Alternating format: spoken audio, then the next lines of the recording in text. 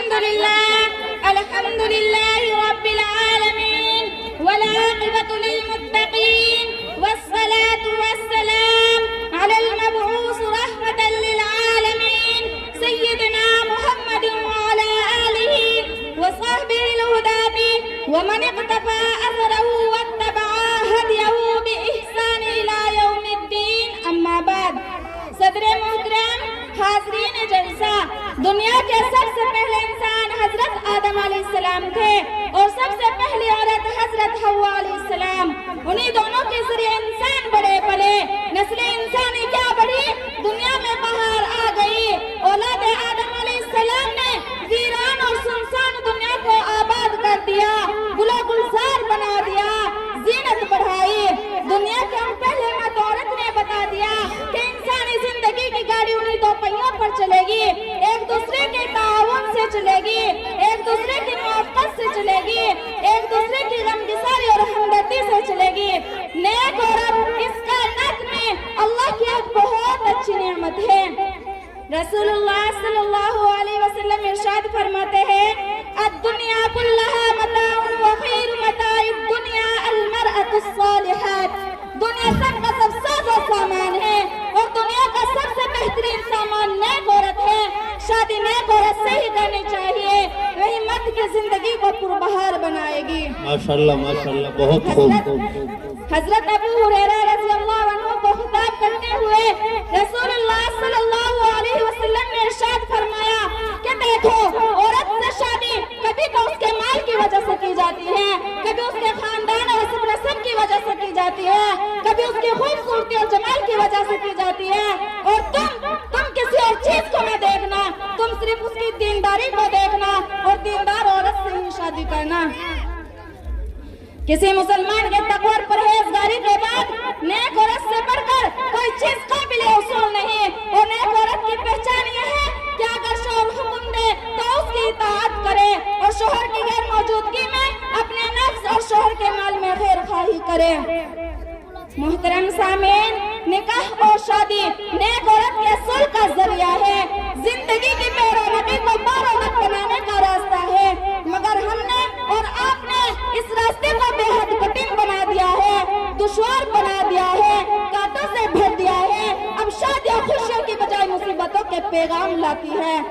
غیروں کی نقالی ہے بیاہ شادی کی رسم کل کو جہیز کے لین دین نے نکاح و شادی کا اسلامی تصور ختم کر دیا ہے جھوٹی شان و شوکت ہے دولت کی نمائش ہے دکھاوا اور ریاکاری ہے غرور و تکبر کا اظہار ہے سب کچھ ہے مگر اسلامی شادی کا تصور مفقود ہے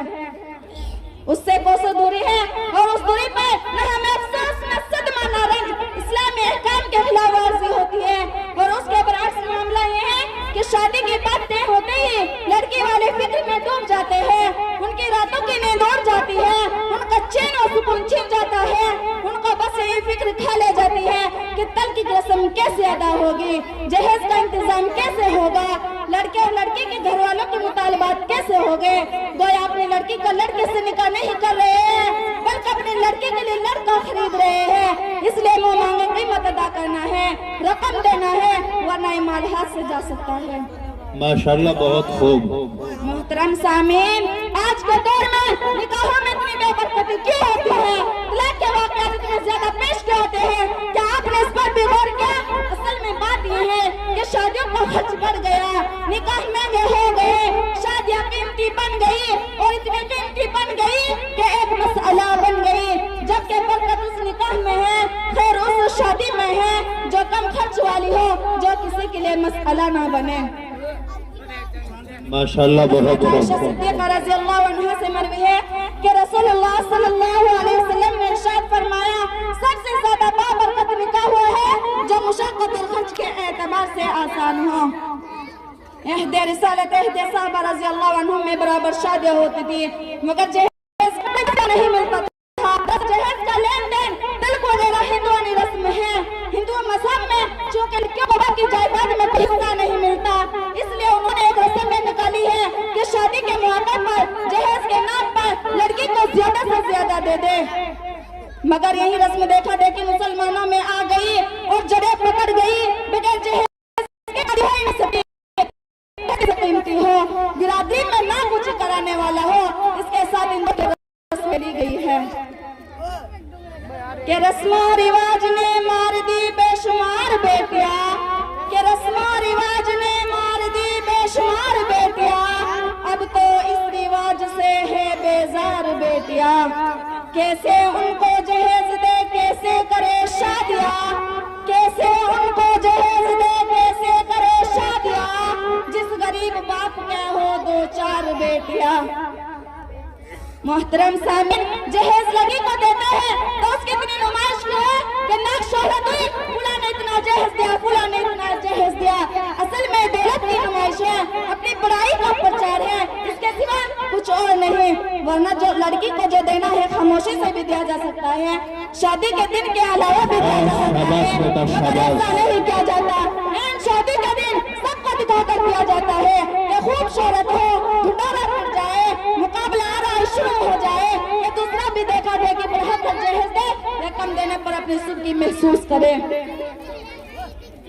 मोहतरम सामीन, इसमें कोई शुबा नहीं कि जब से जहेज की दौड़ शुरू हुई है, जहेज के नाम पर भारी रकम, बड़ी बड़ी चीजें, कार, मोटरसाइकिल, सेकुलर फ्रिज और न जाने क्या क्या सामान दिए जाने लगे हैं। शादियां बहुत महंगी हो गई है, गरीबों की लड़कियों के लिए बहुत बड़ा मसला बन गई है। वो अगर ना भी चाहे तो उन्हें मजबूरन भारी जहेज का इंतजाम करना पड़ता है। खेत और जमीन बेचकर, सूदी कर्ज लेकर किसी तरह ये बोझ उठाना पड़ता है, और नतीजा ये होता है कि बहुत सी गरीबों की लड़कियां कुंवारी रह जाती है। वो लड़के वालों के मुतालबात पूरा नहीं कर पाते, और बहुत सी लड़कियां अपने वालिदैन की मुफलिसी को देखकर खुदकुशी कर लेती है। किसी तरह शादी हो जाती है, मगर जहेज का तस्करा पूरा हो नहीं पाता, तो दुल्हन को तंग किया जाता है, उनको मारा पीटा जाता है, पेट्रोल या मिट्टी तेल छिड़ककर जला दिया जाता है।